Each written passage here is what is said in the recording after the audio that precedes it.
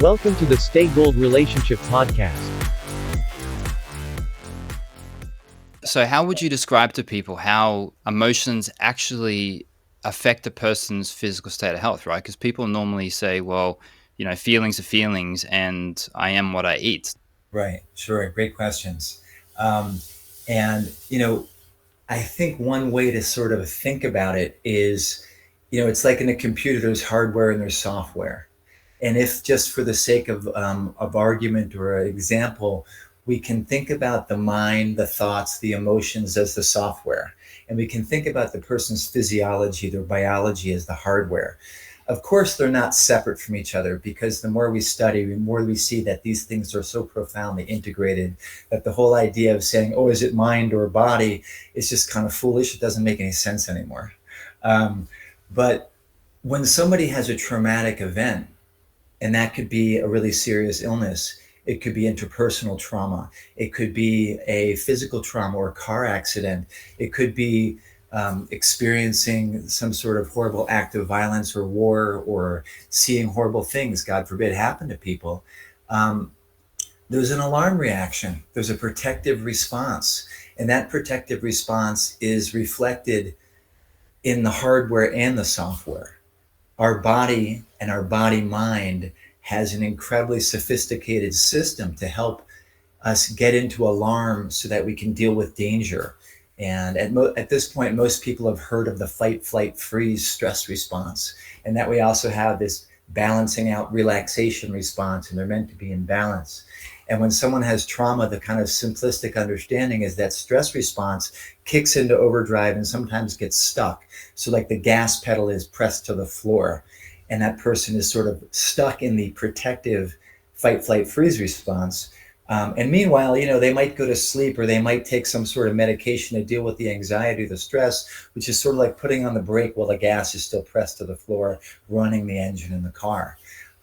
So that's a fairly simple way of understanding how a traumatic event or a serious illness can create this sort of impulse and profound shift in the physiology. There's other levels to it that we could go into if you want to go deeper into it. But the important point to consider and know is just that stress response touches every bit of the body, right? It's not just a mental thing. It's not an emotional thing. It's a physiologic embodied thing.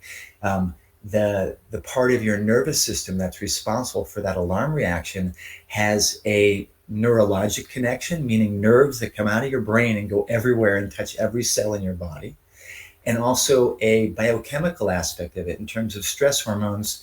The most common things we think about are epinephrine, norepinephrine, which are the acute stress hormones, that kind of pounding heart. Like if you really get scared, that's epinephrine, norepinephrine, among other things. And then there's kind of the chronic stress hormones or cortisol, which is meant to kind of protect or turn things off. But when the cortisol system and the adrenal glands and the whole regulation of the adrenal glands that are responsible for it, when those get bent out of shape, so to speak, by chronic persistent stress, then there's all sorts of other health problems that go along with that.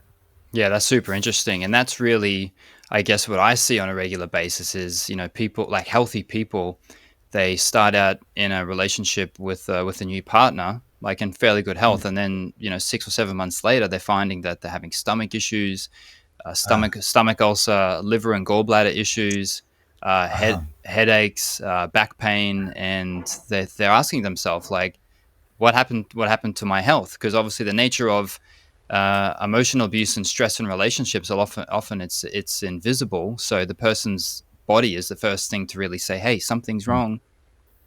Right.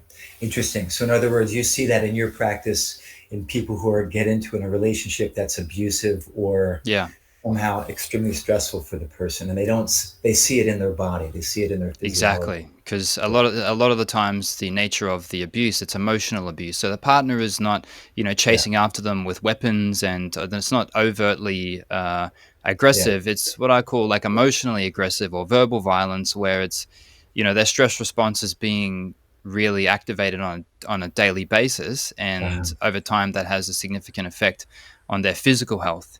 So I guess that's a super important connection there. What you're saying, that if you're not aware of what's happening emotionally, because you can't see emotions, you can't see emotional abuse, it's invisible. Listen to the body, and that's going to tell you something very profound about what's happening in the emotions also.